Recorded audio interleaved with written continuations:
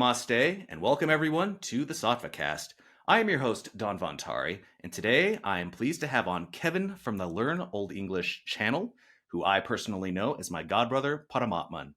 Godbrother, namaste, and welcome. Namaste. West through Holland. Oh boy, where to begin? I'm ever so thankful for you to invite me onto the show, as I want your platform to grow, because in of itself it's a wonderful idea. Of course. I've been thinking about this for the last week, that you have been a part of the Sattvacast history, because as I was brainstorming the idea for the show, it was you and our godbrother, Dharma Vijaya, were the very first two people I told about this idea. I was very excited about it. I was brainstorming, and we were chatting it up on the ISDS Discord, and I said, guys, I think I want to do a Dharma-aligned podcast. And you were both very enthusiastic and supportive, which I really appreciated. It was a huge morale booster, as I've never done anything like this before. And you especially, having been a very experienced content creator over the years, you have given me some really good advice to start with as I developed this show. And in addition, all of this I'm using is brand new equipment that I purchased to make this show. And you also helped me with my first camera test before my very first interview with Sri Dharma Pravartaka Acharya. So for all of that, I thank you so much. You're very welcome. Yeah, I remember that conversation we had about this, and it was, like after our conversation about it, I was like really excited for you. It's like, oh man, he's gonna have a dharmic themed podcast, and it's going to be good. I wish you all the best. And the thing is, you have the voice for it. You know, like the one thing I really admire about you is that your articulation. I mean, like I do my ums and ahs a lot, but where it's from you, it comes very, clear. Thank you. I do appreciate that. So, given the nature of your platform, you deal with linguistics, Old English. I want to begin by asking, how long ago did you start studying linguistics, and what inspired you to do so? My origin story. Yes. Yeah, how did I get into all this stuff? It was, believe it or not, when I was younger, when I was like a kid, I wasn't really into languages at all. It's only until a little later in my life, and I got into this stuff. So around the end of high school, secondary school, I was a curious kid. I would do my homework very quickly, and then I would just like Google stuff, like wonder, like where does this come from? Where does that come from? So I looked into so I decided, excuse me. I thought to myself, where does English come from? And of course, language has been on my mind because I'm from Montreal, Quebec, Canada. That's where I was born and raised. And if anyone knows anything, the history of that city or what have you, it's a lot of language-oriented topics, which I won't go into in this interview. But anyway, so language has been in the purview directly, indirectly in my life. But like growing up personally, I didn't have a personal interest. It was just sort of where I was situated, language was already a thing, so to speak. Anyway, so later in my life, near end of high school, secondary school, I wanted to know where English came from, and I discovered this epic called Beowulf, and I thought, whoa, this is really neat. This is really like I want to be able to recite this to my future children should that happen in this life, but then at the time. This was, oh boy, many years ago. This is maybe roughly 11 years ago, roughly. I mean, I've had the channel for 10 years. I've been doing it for 10 years. But anyway, I discovered Beowulf, and I thought, how fascinating. And then at the time, there weren't many sources to learn from, apart from academia. But then through studying in Concordia University in Montreal. I was studying history for my BA, but then I got back to Old English, but this time I looked at the databases. I looked at archive.org. I found grammar books. I thought, oh, wow, so you can learn this stuff. But at that time, I didn't have a background in linguistics. And a lot of these older grammar books, primers, they expect you to have a background in Latin already. It's like, oh my God, I only have a good smattering of French, which is, Latin related. But anyway, I got into it, and it was really something. And by the grace of Krishna, by the grace of God, um, one of my friends just so happened to be already a former teacher of Old English. So like I already had someone to help me along the way.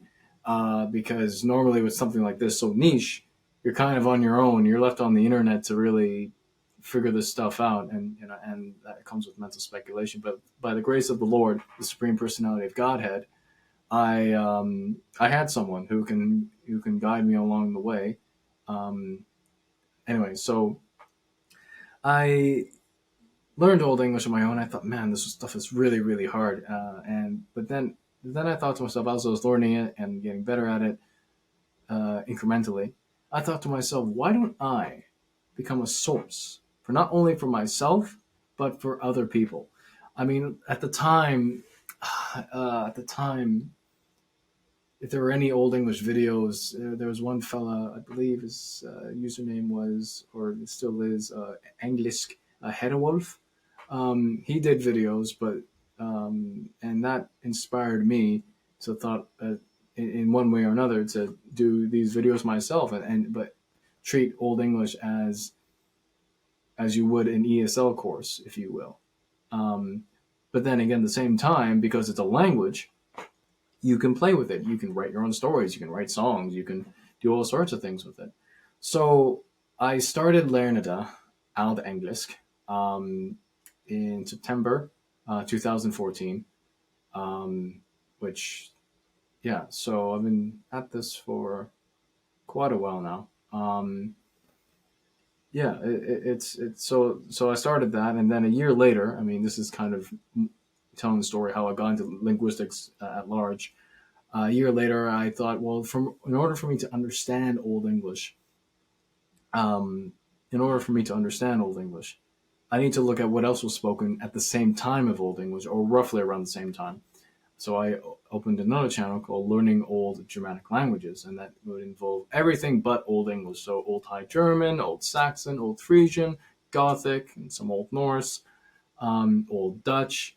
So this would uh, make me not isolated to what was spoken at that time, and realize that Old English isn't that unique. It's just um,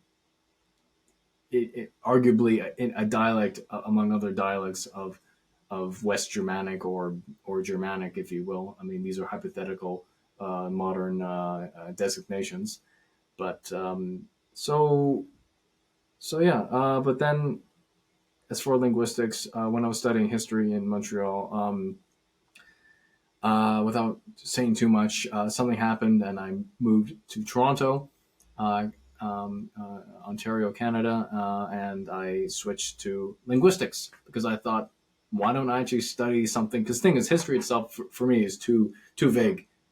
I realized for me it's historical linguistics, and where I find fascinating how words change over time, how meanings change over time, and also like how sounds change over time.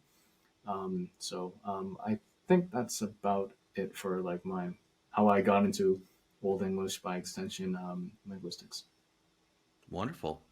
Yeah, I mean, when I first came across your content, I was very impressed because I certainly had a little seed planted over the years of a fascination with language myself. I'm certainly not nearly as studied as you are on the subject, but I think it began with Lord of the Rings because you see, I mean, Tolkien made languages, and then of course he would use, as I understand correctly, uh, Old English, especially when it comes to the context of the Rohirrim in that culture, which was very, very neat to see. I remember when I was a kid, and there was the old special extended edition DVDs, and they'd have this making of documentary, which was like 2 discs worth of content. And it was fascinating to learn that they would literally bring on Tolkien linguists to help them write the lines whenever someone would talk in Elvish or any other language. So that was pretty neat. And then going on to high school, one of the books we read was Chaucer's Canterbury Tales, which I believe was Middle English, if I Yeah, recall yeah, correctly. English, yeah. Yeah, so it was really neat because the book would have the Middle English and then the modern English translation side by side. So yeah, these little seeds were planted of a fascination with language. And then especially as I got into pre-Christian Norse tradition, learning the names of the gods and goddesses, terminology, Mm-hmm. even proverbs that you would find in the Havamal. Very fascinating. So by the time I reached your channel, I'm thinking this is the real deal. I mean, I appreciated the amount of information you had and really the passion that you put behind the work you do. I was very impressed by all that. Thank you. Yeah, I mean, there's a lot to say to what you said there. I mean, yeah, Tolkien.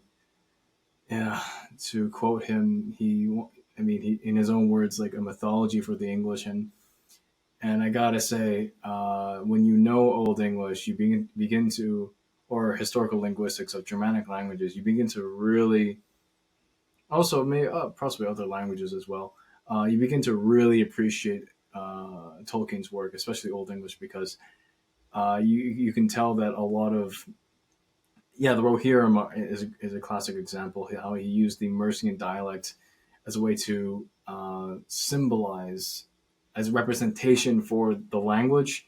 It's kind of interesting how, in some way, the Mercian dialect is Rohirrim, but in the same time, it isn't. It's like a representation. How present English is the representation of Westron, like the lingua franca, if you will, of Middle Earth, if you will, and even Middle Earth itself is from Old English Middenjaard, because the Middenjaard in Old English, and by extension other Germanic languages, Mittelgard in Old High German, etc., etc. That was your word for the world, like the middle yard, and which gives an eye into the cosmology, and yeah, which is a great segue into how you mentioned, gods and goddesses. I mean, when I got into this stuff, and also being influenced by, especially Survive the Drive, Thomas Russell, getting into, Anglo-Saxon paganism and Old English really helps with that, because because when you learn a language, you're not just learning a language, you're learning a culture, you're learning a worldview, especially, and like, with paganism, sorry, forgive me, with the pre-Christian spirituality, the language like, you can't separate the two. Like, for example, people in the ancient past, the idea that everything has personality in one way or another, and we see this in the language with grammatical gender. Why is it that Earth in Old English is a feminine noun? Well, Earth is our mother, and it would make sense. But then there are other things that I wonder why they're feminine or have this or that gender, which we don't know yet, or we just, there's just some things that just change out of trends or what have you, or I don't know. I mean, it gets a little messy and a little confusing, but yeah, Old English literature does have some things on, like the gods. There's like the Nine Herbs Charm, which mentions Woden. For those who are not familiar, that's Old English for Odin. But yeah, it's really fascinating stuff, and I got into that, and then later on I moved on to, I guess, well, I mean, and then eventually I got into Dharma. I mean, I'll stop myself there. Forgive me if I'm kind of just. Oh, of course. Actually, that's the perfect segue because I also wanted to talk Okay. about your journey also into the tradition of Sanatana Dharma. Would you say your journey of linguistics and your journey into Sanatana Dharma are interconnected?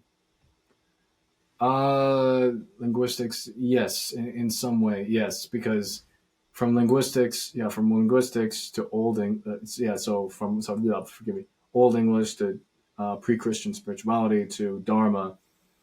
Yeah, because linguistics, Old English was really a door, a cultural door for me that I've opened up, and I'm seeing Old English, I'm seeing Old Norse, I'm seeing this academic term called Indo-European, um, and all these things, and then seeing Roman culture in a more interesting way, or what have you, but and other and looking at folklore, and but then uh, without revealing too much, then something happened in my life, and where I really wanted answers. I wanted to know. I wanted to know what happens after death of the body. To get really deep, to get and I didn't. I wanted the answer because I rejected the atheist conclusion that nothing happens after death. Nor especially I rejected the Abrahamic conclusion that such a person would be burning in hell for eternity. I wanted something that really it's true. I wanted something that makes sense, that's logical, and it's only when I really listened to the Bhagavad Gita several years ago in full, and I thought, this is it. A lot of thoughts came to me, especially chapter 2, verse 63, 64, while contemplating on the object of the senses. I believe chapter 2, verse 62, 63. I believe it's that. Um, and I thought to myself, whoa. At the time, I thought if Germanic spirituality had survived, it would have come to the same conclusion as this, because I thought, wow, this was really profound. But but it was really Sri Acharji, Sri Dharma Bhavartika Acharya, his videos, especially the Path of Surrender. That video really, I would listen to that every night, and his videos really helped me at a hard time in my life, and his teachings made sense. And I thought to myself before I listened to the Bhagavad Gita, I thought to myself, at least know what the thing says. Like I think for anyone who may be curious about Sanatana Dharma, that would be just my invitation to at least know what the Dharmis are saying, or what the Vedic literature is saying. And because people can hear it and reject it if they like, or hear it and embrace it. And I decided to not only just hear it, but really to embrace it, because it's so profound. And I'm just thinking as an aside, how Sanskrit is so complex, how there's no language that is more complex than Sanskrit. That's it has to be a godly language. But anyway, that's a small aside. But yeah, it was really Charity's videos, and going through a hard time of loss, and try to find some ways to reconcile my own mind. When it comes to death of the body, and someone leaving their body, and all this. I hope that makes sense. Yeah, of course. I really appreciate your point as that you just mentioned. Understanding Sanatana Dharma on its own terms, or as Srila Prabhupada would say, as Yes. it is, not as defined or misrepresented by secularists and Abrahamists, but as it is. And that's just such an important part of our mission, is to clear up so many misconceptions that are out there, whether coming from those Yeah. crowds, neo Hindus, the New Age crowd, people who've taken Sanatana Dharma in its pure Orthodox form and have mischaracterized it or warped it in some way. So that's a very important point there. Yeah. Yeah. People should take Sanatana Dharma, or pretty much anything else, on its own terms, rather than imposing mental speculation, or their own thoughts of what X thing should be, or what have you. Yeah, very good point there. Yeah, in which case, tell us about the current and upcoming projects you have in the works. Well, I've been experimenting with translating movies into Old English. I do want to do Lord of the Rings. I thought, okay, a lot of people would like this, and as well as writing stories in Old English, or creating stories in one way or another, and having it in Old English. And I think people like what's it called, like having a short, like a simple story where you learn the basics of, like, I don't know, very elementary level language, but at some point you gotta graduate and move on to more sophisticated stuff. But yeah, I mean, the thing is, and I think this of itself is a discussion that we can talk about at length. Um, because I'm doing Old English, and I'm a Dharmi, I'm in a post, in a position where people yeah, have more proximity to Dharma. Um, so I mean, in the future, I'm in the process of translating several things, actually, Dharmic stuff, actually. Isho Upanishad.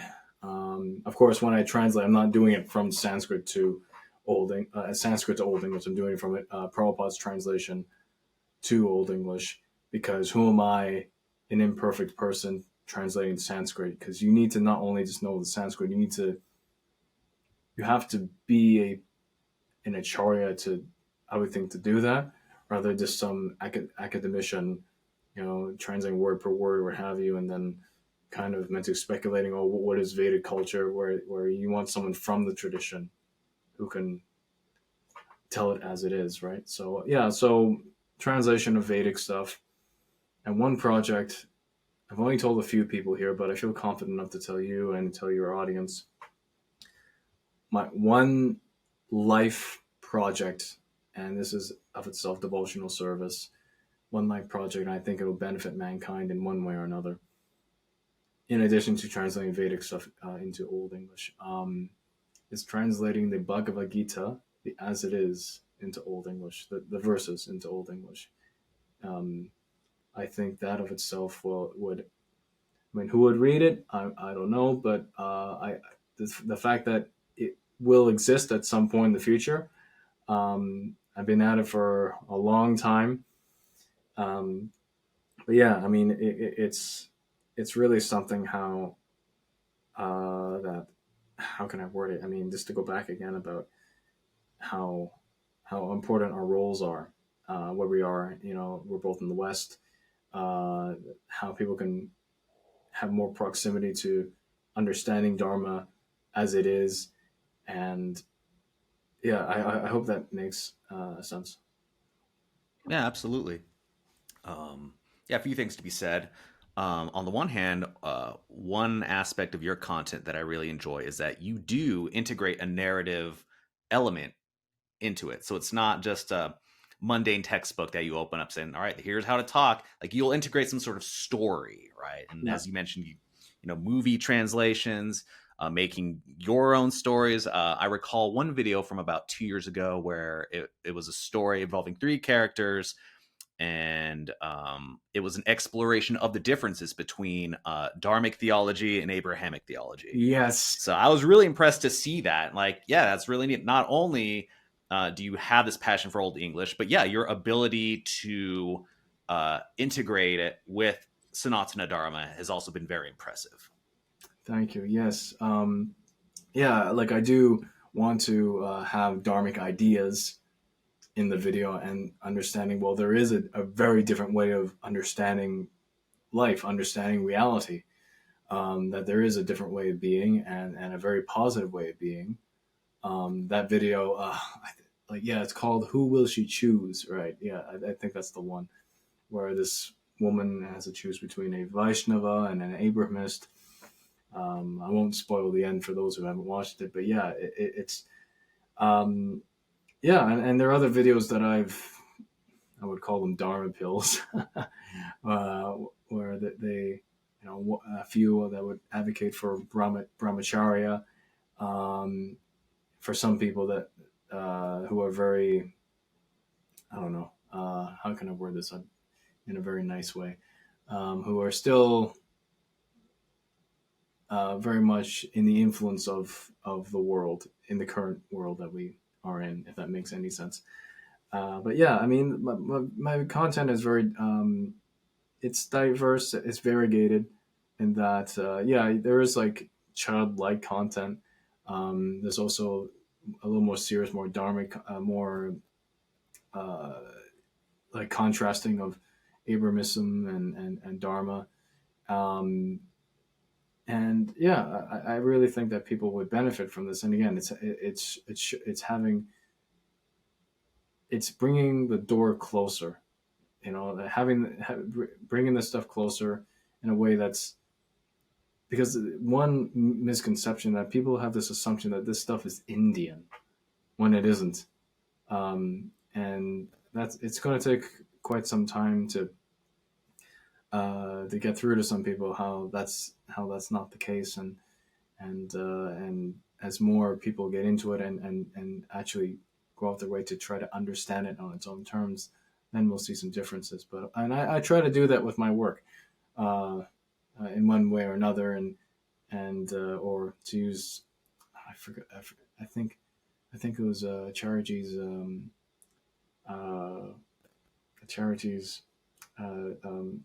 teacher, guru, who said, like, truth in installments. And I because I have to be careful. I have to, uh, but then again, I shouldn't compromise. But you know, but I mean, the truth is the truth. You know, so I hope that makes sense. Yeah, of course. Now, given that you have been making content Yeah, for years now, I think you mentioned around 10 years, yeah. um, what would you recommend for someone who they themselves, they want to be an online content creator? They're brand new to it, first time doing it. What pointers would you have for them? That's an excellent question.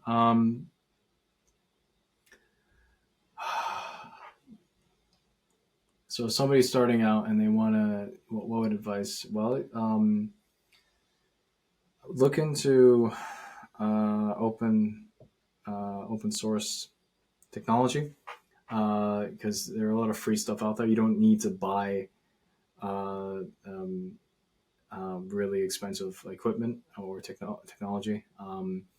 Audacity is video. Sorry, a audio recording program, but also, given the fact that you're putting yourself out there, there will be people, as in life, there will be people that may not like your content, and you gotta have to have a thick skin.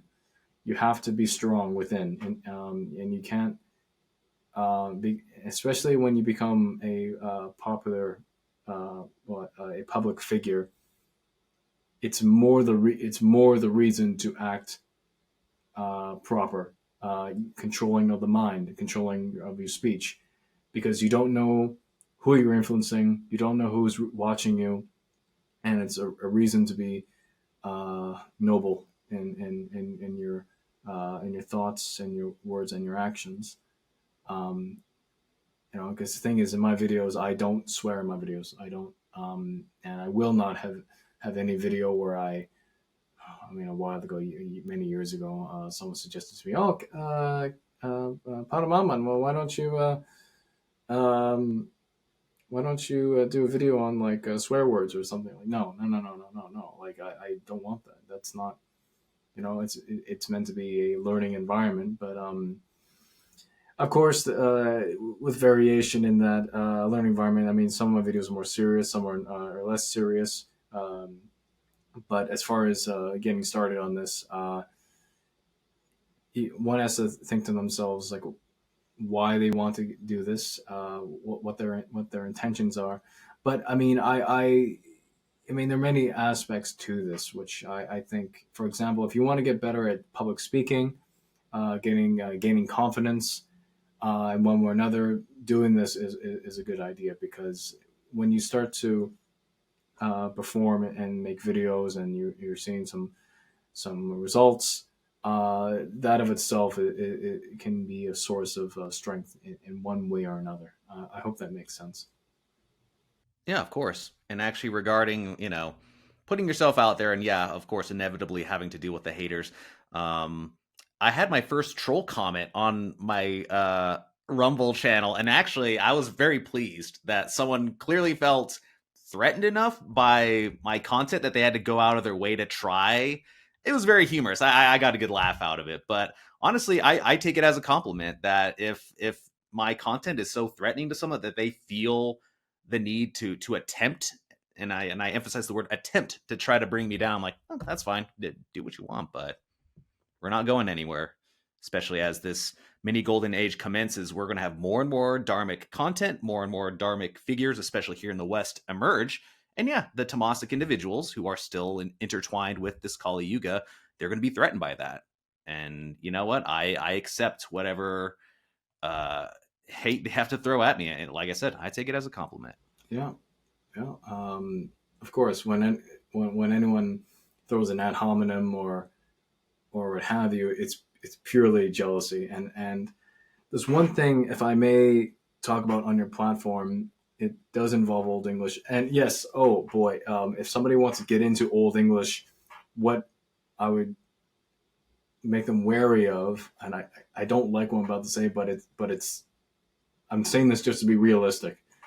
I've experienced this. I experienced this myself, and other people have, where some places on the internet, when involving Old English, you got to be careful. And what I mean by careful, similar to a troll comment, you get people, you might encounter people in Old English groups that may, I don't know, that some people are just, they're very egoically minded, and so like they'll correct you in your Old English, but they'll do it in a way like I don't know how to word this. It's like a glib, insincere, sort of a sniding, if that's the right term, a snide help. If that, I mean, I don't know. If that's pretentious. Yeah. Yeah, it's helping, but by the end of it, you don't feel good afterwards. This person made me feel like I'm an idiot or something, which shouldn't be the case. Because when you're learning a language, especially a language from 1,500 years ago, it's not easy. It's hard, and some people, they I don't know if gate holding, if that's the right term, they want to. But then again, just be wary of who you're associating with when it comes to learning Old English, and it should be fun. It should be challenging, as especially, well, like with anything worthwhile, like any language really. It is going to require some discipline, but as time moves forward, especially with the content I'm putting out, learning this language is learning this language is, it will become easier. If I may, on your platform, Dhanvantari, I mean, of course, with Dharmic influence, Dharmic groups, so one may ask, well, what group can I join for Old English? I would recommend the one I run, called International Englisc Society, and it's meant to be in line with Dharma, actually. In fact, I don't know how to word this. It's very much inspired by the ISDS itself, in the Dharma server, and in fact, there's even a place where you can beseech a prayer to Narayana, Srimad Narayana. But of course, it is a place for Old English, but the with a high standard of high standard of etiquette, as you would in the Dharma server. So the idea behind this is so someone would not have to deal with people who would snide help and would not be very nice, but help you. But anyway, so there's that platform if anyone's interested in finding an association. But of course, the ISDS, the Dharma server, I would highly recommend for anyone to go to when it comes to Dharmic, when you want to learn about Sanatana Dharma on its own terms and what have you. So, yeah. Wonderful. And actually, that's a perfect segue. You mentioned having a new Discord. Where else can people find you if they want to see your content?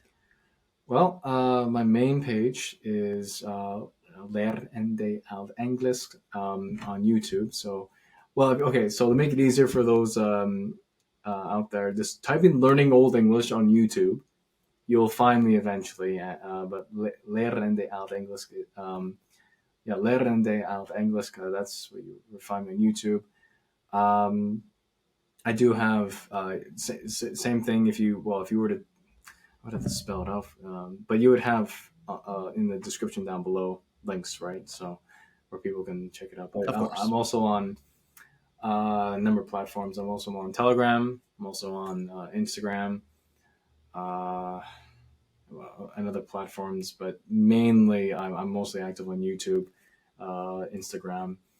So that's mainly it for how people can uh, find me. Awesome. And yeah, and as you mentioned, yeah, the links to all of these platforms will be in the description below. So that being said, that's about everything I've got on my end. If there's anything, any closing statements you would like to make, feel free. My closing statement is that Old English is worth learning. It's mentally stimulating, and it of itself is a source of confidence. And and final thing I would say is a big thank you to Dhanvantari for having me on this platform. Of course. And thank you for taking the time out of your content creation and studies to be here. Like I said, you were a part of the developmental history of the Sattvacast, from literally being one of the first people to even learn that it was going to exist, to helping me with some very important technical issues before my first interview with our spiritual master, Sri Acharyaji. So, again, thank you so much. And I would encourage everyone out there, please support Dharmic content creators.